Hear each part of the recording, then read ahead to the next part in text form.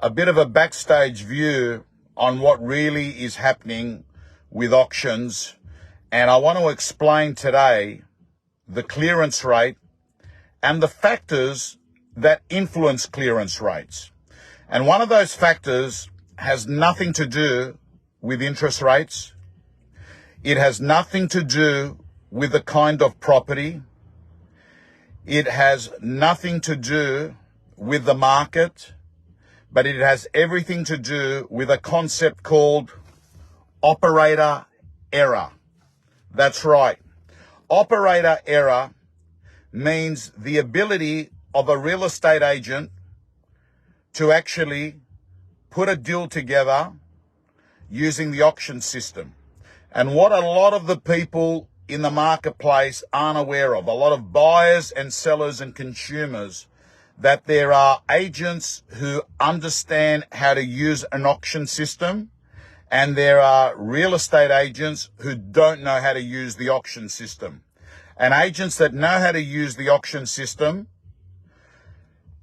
actually have a higher clearance rate, and that shouldn't be a real surprise. But when you're looking at a clearance rate, you got to remember, every agent's in there. It doesn't actually take into account the capabilities of the different agents. So today's results is 5 out of 9, and I've actually got another 2 auctions that I'm doing tomorrow. And what is the market like? Well,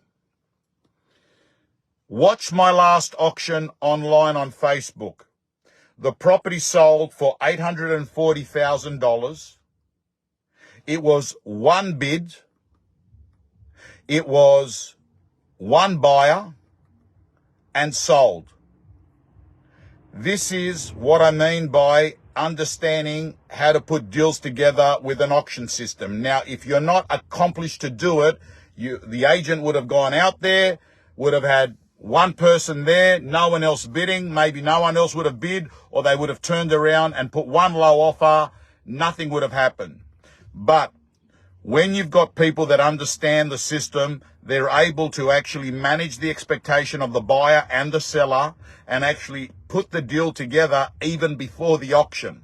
And what I want you to do is to go watch that last auction. It went on at around, I think it was around, you can watch it around 4 o'clock on my Facebook. So let's have a look.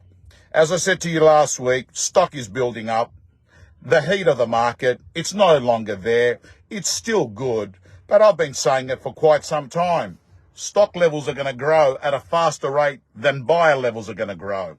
And that's what we're seeing. And what we're going to see increasingly between now and Christmas, stock levels will go up. Buyer level will not match the amount of stock going up.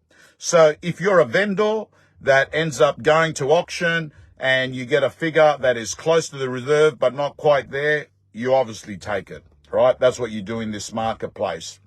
The other thing that I touched on last week, which I want to explain, when you see the auction results tomorrow in the press, you will see a word saying preliminary results. What preliminary results means is these are the first set of results that have come through. And then what you'll see is there's another number when you look at CoreLogic data, which is called auctions collected. Auctions collected are basically the auctions that when the data company had their telephone operators ringing, the agent picked up and gave the result. There's a very big proportion of properties that are called uncollectibles. Uncollectibles means the auction was supposed to take place, but the data company hasn't been informed. Why hasn't the data company been informed? Look, sometimes the agent's busy, doesn't return the call. But generally speaking, if a property hasn't sold and the agent doesn't feel comfortable, they won't actually provide that information. They won't return the call. They'll reject the call. They'll press ignore or not ring back. And that means that the data company has not been able to collect that information. So when you get the results on a weekend, it says preliminary results and it gives you an auction clearance rate, typically around, say, 70%. By the middle of the week, when the data companies have actually got the results, that number always goes down. Always goes down. Go and have a look. Preliminary results on a weekend, and then on midweek, it's gone down. The numbers are not 100% accurate on weekend results, and the clearance rates are lower. The other thing I'd suggest that you do is, if you really want to get a true feel of the market, look at a number of data sources. So there's a few companies that collect auction data, but you could even get results from realestate.com. 6 p.m. on a Saturday night, realestate.com has got this week's auctions around the country.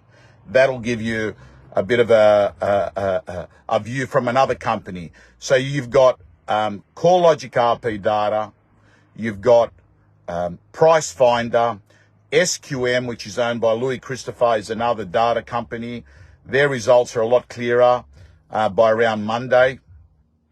Realestate.com can actually get pretty good results during the week because the agents have to actually update their realestate.com records, and then PropTrack takes the data from there. So that's the story, team. 5 out of 9. Frank has just asked, hey, Tom, Broncos or Warriors?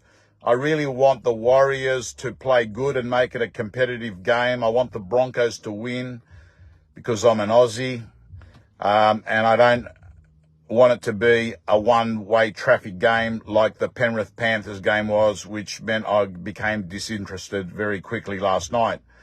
Hey, Tom, is there a metric that looks at what homes sold over reserve? No, there isn't, Ibrahim. There is no metric that measures that. And it would not be extremely easy to actually get that, because that's just another variable that the data companies would have to collect. Anyway, team, 5 out of 9. Again, what's that? I don't know what the numbers are like. What's that, 5 out of 9? It's more than 50%, isn't it? Yes, it is, but not 70%. This is Tom Panos signing off with this week's Market Wrap.